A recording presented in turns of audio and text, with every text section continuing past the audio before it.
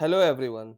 So finally HDFC Bank backed HDB financial services का IPO आने वाला है।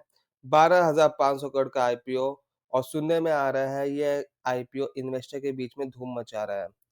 बट क्या ये आईपीओ पैसा बनाएगा या फिर एक हाइप है?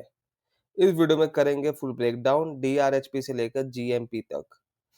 मैं बता दूं मैंने जो red herring prospectus HDB financial service ने सबमिट किया था सेबी को, वो मैंने डाउनलोड किए और उसके बाद उसको मैंने अच्छे से पढ़ा और एक समराइज फॉर्म में जो आपको मैं प्रेजेंट करूंगा यहाँ पे, वो सब रेड हियरिंग प्रोस्पेक्टस से ही निकाला हुआ डिटेल्स प्रेजेंट करूंगा, ताकि आप इसको देख के एक इन्फॉर्म डिसीजन ले सके, एक अच्छा खासा जजमेंट ले सके कि आपको इसमें पैसे लगाने हैं या नहीं लगाने हैं।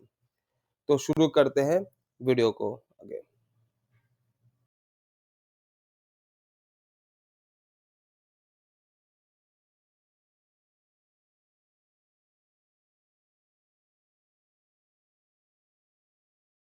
टॉपिक कवर करने वाले हैं हम कि ये आईपीओ इतना इम्पोर्टेंट क्यों है, हिस्ट्री और बैकग्राउंड क्या है एचडीबी फाइनेंशियल सर्विसेज के, parent company HDFC bank connection क्या है, इसके की बिजनेस सेगमेंट्स क्या हैं, कस्टमर बेस क्या है, IPO size and structure, use of proceeds, expected IPO timeline, quotas और लॉट साइज क्या है, एडवांटेज डिसएडवांटेज क्या है, और सेम इंडस्ट्री में जो बाकिया कंपनी है उनके कंपैरिजन में परफॉर्मेंस कैसा है, और उसके बाद हम कंक्लूजन पे आएंगे। तो बने रहिए वीडियो में। चलो देखते हैं तो आईपीओ इतना इम्पोर्टेंट क्यों है। सबसे पहले बात तो इस पे एचडीएफसी बैंक की बैकिंग है, जो कि एक खुद में ट्रस्ट और क्रेडिबिलिटी अट्रैक्ट कर रहा है इन्वेस्टर के नजरों में, और हाईली एंटिसिपेटेड था। ये आईपीओ की वेट जो है पिछले 5-6 महीने से थी, और स्पेशली आफ्टर एचडीएफसी और एचडीएफसी बैंक मर्जर के बाद से। तो बहुत सी उम्मीदें हैं ये आईपीओ से एचडीबी फाइनेंशियल सर्विसेज इन्वेस्टर्स को। हिस्ट्री और बैकग्राउंड देख लेते हैं तो एचडीबी फाइनेंशियल सर्विसेज 2007 में इनकॉर्पोरेट हुई थी, registered as an NBFC NDSI, मतलब non deposit taking systematically company थी, रेगुलेटेड बाय आरबीआई। मिशन इसका था provide personal financial solution to emerging segments. ये बिजनेस सेगमेंट्स की बात कर रहा है जो कि हम आगे देखेंगे वीडियो में। ग्रोथ है इसका scale into one of the Indian leading NBFC with diverse offering, ये भी हम आगे देखेंगे वीडियो में। पेरेंट कंपनी एचडीएफसी बैंक से कनेक्शन क्या है। सबसे पहली बात, पेरेंट कंपनी नाम में ही बता रहा है कि it's Holi own subsidiary of HDFC bank. HDFC bank इसमें 100% शेयर हो ओन करता है। तो उस इसमें क्या है, ये पूरी तरह एचडीएफसी बैंक से बैक है कंपनी। तो इसका वो फंड जो है, fund access oversight and brand trust, सब एचडीएफसी के थ्रू ही होगा। तो इसमें कोई भी हम वो नहीं देख सकते कि कंपनी में कोई रेपुटेशन खराब है, कंपनी का गुडविल खराब है। नहीं, ये कंपनी पूरी तरह से एचडीएफसी बैंक के बैकिंग में रहेगी। की बिजनेस सेगमेंट की बात कर रहे थे, जो कि एक इम्पोर्टेंट चीज है। इसका मेन बिजनेस है रिटेल लैंडिंग, सिक्योर्ड लोन देती है against property, vehicle loan, gold loan, और अनसिक्योर्ड लोन देती है personal loan, business loan, consumer durables loan. Retail landing means ये छोटे छोटे सेल्फ एम्प्लॉयड रहेंगे या फिर पर्सनल इंडिविजुअल सैलरी एम्प्लॉय रहेगी, उनको लोन देने हैं।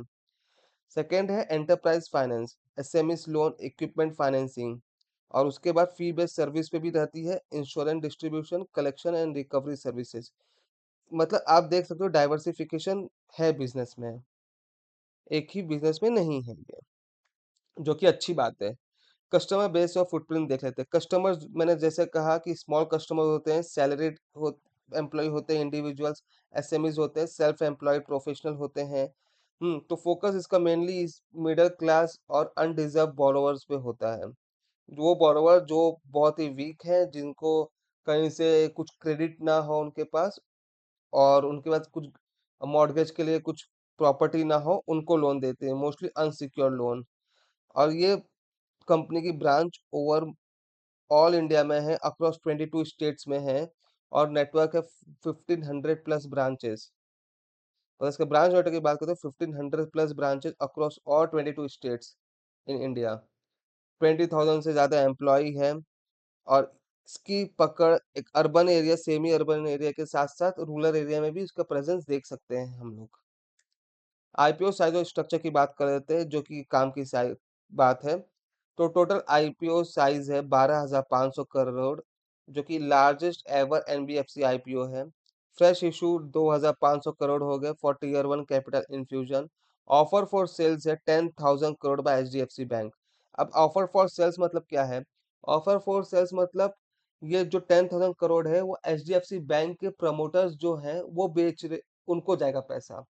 हम अगर ये आईपीओ को, ये है 10,000 करोड़, अगर ये 12,500 करोड़ में से 2,500 करोड़ एचडीएफसी बैंक को जाएगा, जो कि एचडीएफसी बैंक यूज करने वाले टीयर 1 कैपिटल इन्फ्यूजन के लिए, ठीक है। और जो 10,000 करोड़ रह जाएगा, वो एचडीएफसी बैंक के प्रमोटर्स को जाएगा। जो एचडीएफसी बैंक के प्रमोटर्स, करंट प्रमोटर्स हैं, वो ऑफर फॉर सेल दिए हैं, तो 10,000 करोड़ सीधा उनको जाएगा, ये बैंक को नहीं जाएगा।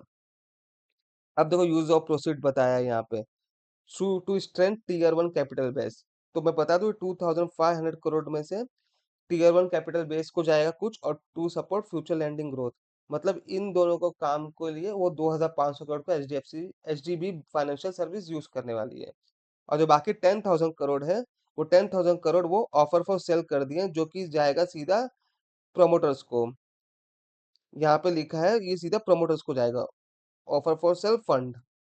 लिस्टिंग की बात करें तो ये नेशनल स्टॉक एक्सचेंज पे लिस्ट होगा, बॉम्बे स्टॉक एक्सचेंज पे लिस्ट होगा।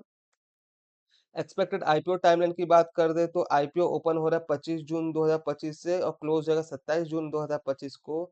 अलॉटमेंट की बात करें तो 30 जून 2025 तक अलॉट हो जाएगा शेयर्स, और रिफंड भी 1 जुलाई 2025 तक आ जाएंगे जिनको अलॉट नहीं हुआ रहेगा। और लिस्टिंग डेट भी टेंटेटिव है, 2 जुलाई 2025 तक लिस्टिंग हो जाएगी ये।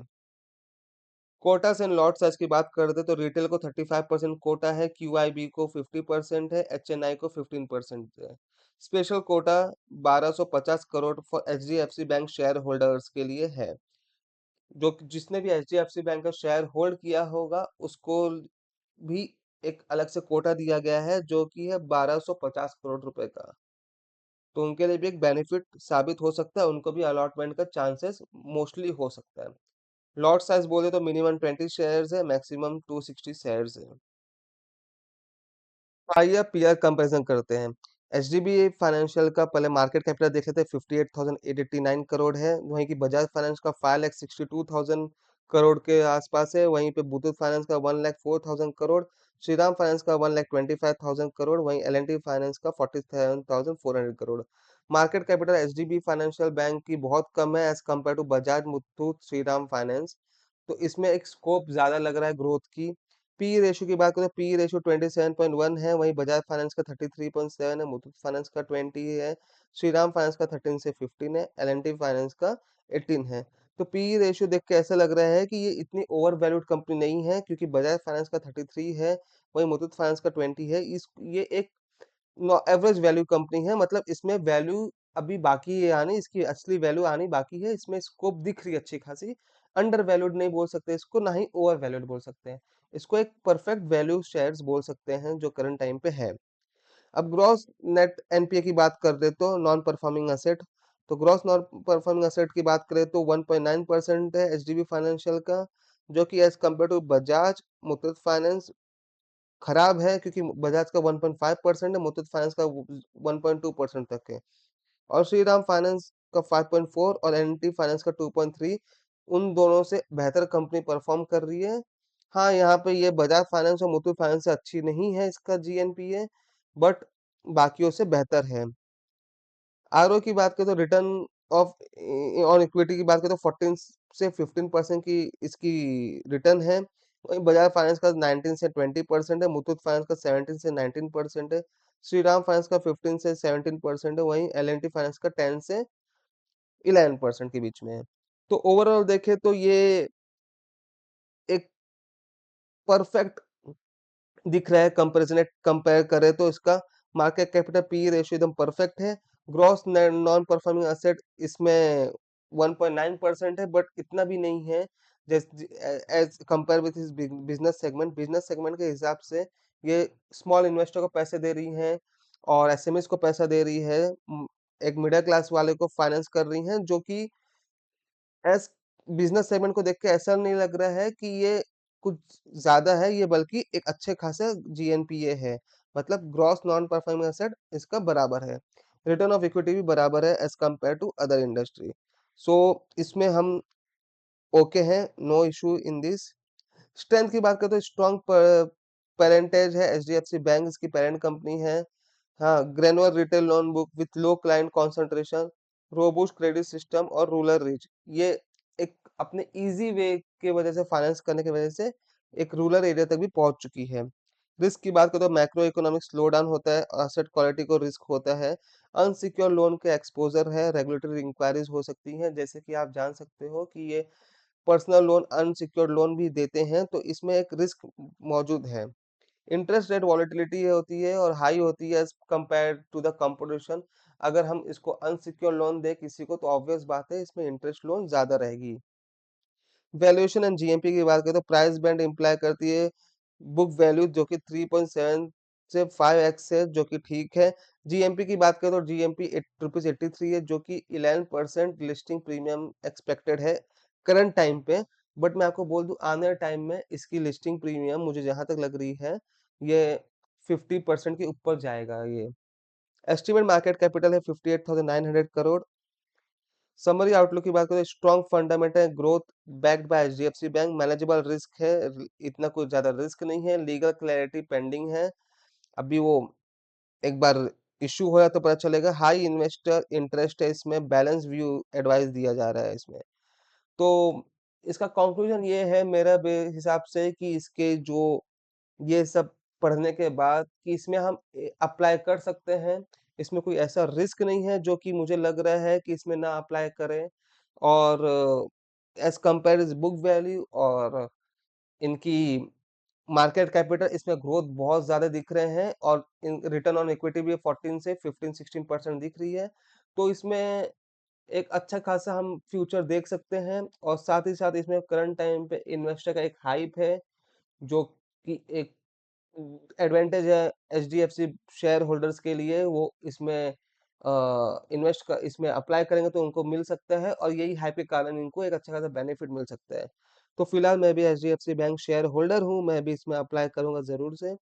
और होप सो आपको ये अच्छा लगा रहे। कुछ हो तो आप मुझसे कांटेक्ट कर सकते टेलीग्राम पे। Thank you.